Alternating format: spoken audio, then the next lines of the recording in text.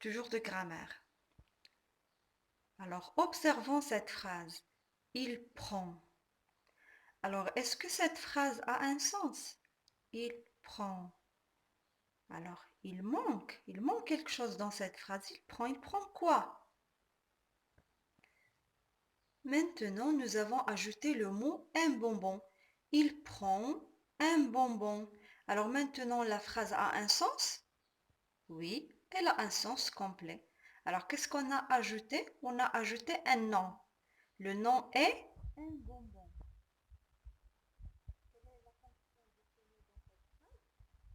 Il a complété le sens du verbe.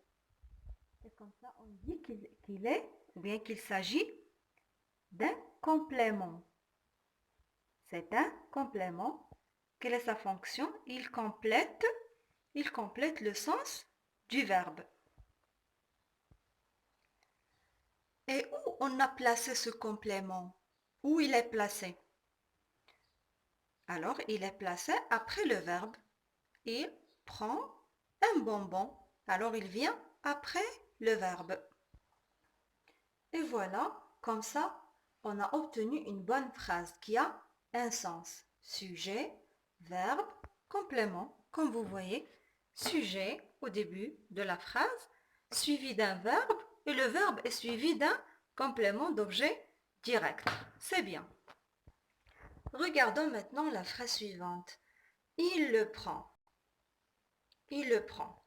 Bien sûr, on parle toujours du bonbon. Mais où est le complément? Où il est passé? Ah, le voilà, il est là. Il est écrit en vert. Il le prend. Mais où il est placé cette fois-ci? Il est placé avant le verbe. Et comme ça, on obtient une phrase qui est constituée de cette façon. Sujet, complément et verbe. Mais ce complément-là, quelle est sa classe grammaticale? C'est un groupe nominal, comme le mot un bonbon? Bien sûr que c'est non. Ce n'est pas un groupe nominal, mais c'est un pronom complément d'objet direct. C'est un pronom. Et voilà, c'est un pronom qui remplace le nom un bonbon. Mais pourquoi on a choisi le pronom le? De retour à la phrase précédente, regardez un bonbon. Quel est le genre et le nombre de ce nom?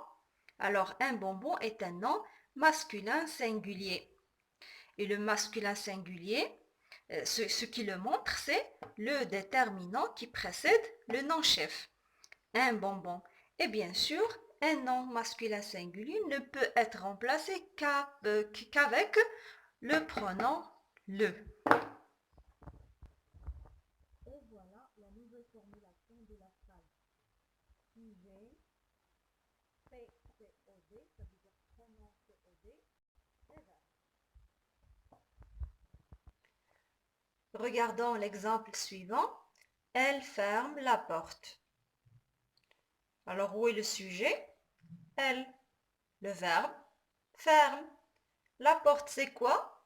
C'est un complément d'objet direct. Alors, je pose la question à quelqu'un, par exemple. Elle ferme la porte? Il va me répondre, oui, elle la ferme. Alors, pour éviter la répétition du complément d'objet direct, on le remplace par, comme on a dit, par un pronom COD. Et ici, on a remplacé le complément la porte par le pronom COD la. Et pourquoi on a choisi le pronom la? Alors, de retour au complément et cherchons le genre et le nombre. Le genre et le nombre du nom porte, c'est féminin singulier. Alors, il se remplace par le pronom la, féminin singulier. Et nous obtenons cette nouvelle formulation de la phrase qui se constitue ainsi. Sujet, PCOD, ça veut dire pronom COD, et verbe. Et passons à un autre exemple. Il apprend la leçon. Il apprend la leçon. Sujet, verbe, complément d'objet direct. Le complément, c'est la leçon, féminin singulier. Deuxièmement, il l'apprend. Alors, nous voulons remplacer le COD par un pronom, mais cette fois-ci, on l'a remplacé par L apostrophe. Alors, pourquoi? Tout simplement parce que le verbe commence par une voyelle. Il commence par la voyelle A. Et c'est ainsi pour tous les verbes qui commencent par une voyelle. Alors, on doit remplacer le complément par le pronom COD et l'apostrophe, que ce soit féminin ou masculin. Mais il doit être singulier. Et maintenant, on a ce dernier exemple. Le médecin soigne les malades. Le médecin soigne qui? Les malades. Alors, le complément d'objet direct est les malades. Alors, le sujet est le médecin. Le verbe est soigne. Le complément d'objet direct est les malades. Alors, on remplace le complément par un pronom complément et la phrase sera ainsi. Alors, si je pose la question, le médecin soigne les malades? Vous devez répondre sans répéter le complément. Et nous allons dire, oui, il les soigne. Alors ici, on a remplacé le sujet le médecin par le pronom personnel sujet il.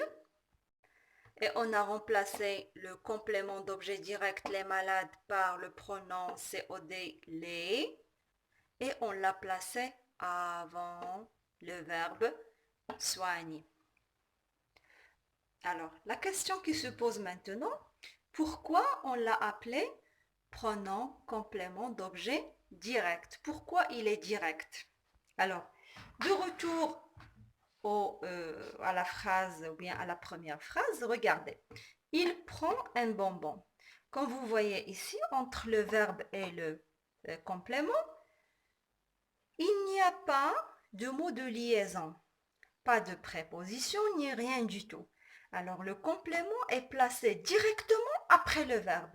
Il n'y a pas d'intermédiaire ni de mot de liaison entre le verbe et le complément. Et comme ça, on dit qu'il est direct. Il est lié directement au verbe. Alors, et comme ça, on l'appelle complément d'objet direct. Alors, à retenir. Alors, qu'est-ce que je retiens des exemples précédents? Que certains verbes sont accompagnés d'un complément et je mets le doigt sur le mot certain parce que ce n'est pas tous les verbes sont accompagnés d'un complément, mais certains verbes, quelques verbes, sont accompagnés d'un complément qui répond à la question qui, s'il s'agit d'une personne ou d'un animal, ou quoi s'il s'agit d'une chose, d'un objet. Exemple, il aide son frère. Il aide qui? Son frère. Alors le complément d'objet direct est son frère. Il conduit le camion. Il conduit quoi? Le camion. Alors le camion, c'est le complément d'objet direct. Deuxièmement, on retient que le complément d'objet direct peut être un pronom. Exemple, il lave les habits, il les lave. Alors comme vous voyez, dans la deuxième phrase, on a placé le pronom COD avant le verbe. Et il prend le genre et le nombre que le complément d'objet direct, les habits, pronom masculin pluriel, les masculins singulier. Alors, je retiens aussi que les pronoms COD sont le, la, et l'apostrophe, elle est. Les pronoms se posent avant le verbe comme on a vu dans dans les exemples précédents. Ils ont un genre et un nombre. le genre féminin ou masculin, le nombre singulier ou pluriel. Bien sûr, ils ont le même genre et le même nombre que le complément qu'ils remplacent. Merci, c'est la fin de notre vidéo. À la prochaine.